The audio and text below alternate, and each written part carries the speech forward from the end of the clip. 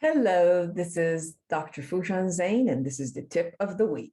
So, what if you're tired, burned out, and yet have so much zest inside for reaching big goals? The two parts at times oppose each other. I spoke with a young woman who has finished her schooling and is ready to launch her career, but is tired already of 20 years of studying and scared of taking on the adult role. Whenever she thinks of looking for a job, her stomach cringes and becomes a little girl who whines and says, I don't want to get a job. I want to stay forever 18. I'm tired already. Knowing that growing up is inevitable and what she's pushing away is forcing itself toward her. I spoke with a 45-year-old man who has launched his business and is struggling through the first 2 years and sees the potential for future earnings and growth, has the vision of where to go and how to get there, but is tired already, is angrily frustrated all the time, yells at his wife and children because he's tired and exhausted, and yet the zest and passion of his growth is brewing inside. I spoke with a 62-year-old woman who has come from a very tough childhood, pulled it through, and has made it to where she wants in her life, career, and family. A part of her says she should retire and enjoy life as is. Yet another part plans elaborate projects for her.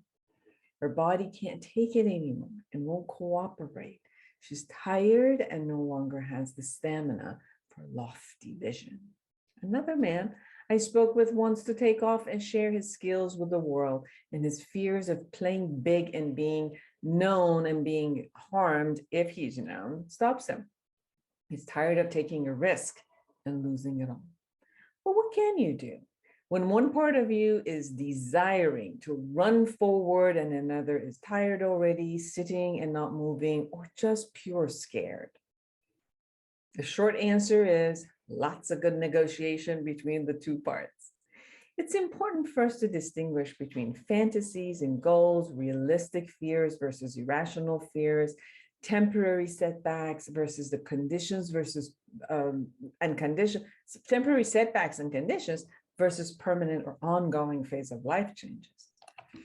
So when it comes to fantasies versus goals, human beings are future-oriented, creative, visual, imaging beings. There are so many possibilities that we visualize and can choose to implement. Fantasies are visualizations that are based on creativity. When the visualization begins to get some form of reality and can be implemented in real observable life, then it becomes a goal that with concrete actions can be manifested.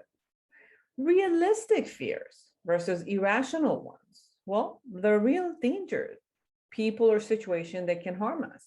There are also what ifs, the what if thoughts that when you run them through a logical, rational chain of analysis, just don't hold up with reality. And then temporary situation versus permanent phase of life changes. There are times that someone has worked hard or has been stressed for a period due to an unfortunate situation or a period of growth. Well, in these instances, a person can just take some time off, replenish and recuperate, manage their sleeping and exercise habits. There's also a realization that a situation or a deterioration is permanent due to maybe an injury or aging.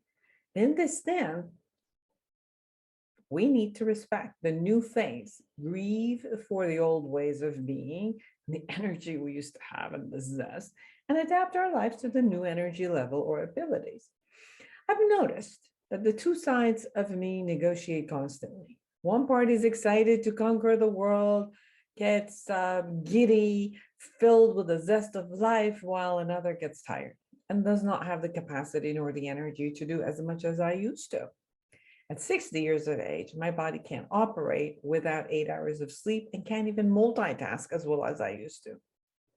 I've sensed sadness and grief that comes over a denial, a form of rebelliousness at times. And I get it whenever I'm trying to be rebellious against my body. At times, it's feelings of sadness about letting go of long-term visions that could have been. There's also an identity that has been built around the career, a way of conducting a daily activity that resists a change toward some new way of structuring or repurposing life. Coming to terms with dualities and shifting slowly through the transitional time with awareness is the key. Cherishing all parts and moving slowly through the resistance toward what is envisioned or is best for the future.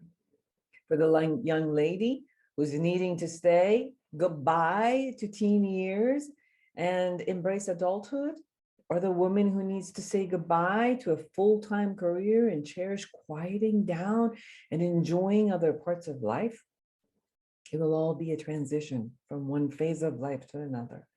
From the grief of letting go, cherishing the lessons that can be taken with us toward the new beginning, learning and experiencing the whole new world. Life moves and changes. You can resist it or flow with it. Honor the feelings of grief while you begin exploring with curiosity what life is giving you as a gift. That's what I've been doing. So for more observational and integrational skills to become fully present and whole, get my book, Life Reset, the awareness integration path to create the life you want. Thank you for listening with your heart.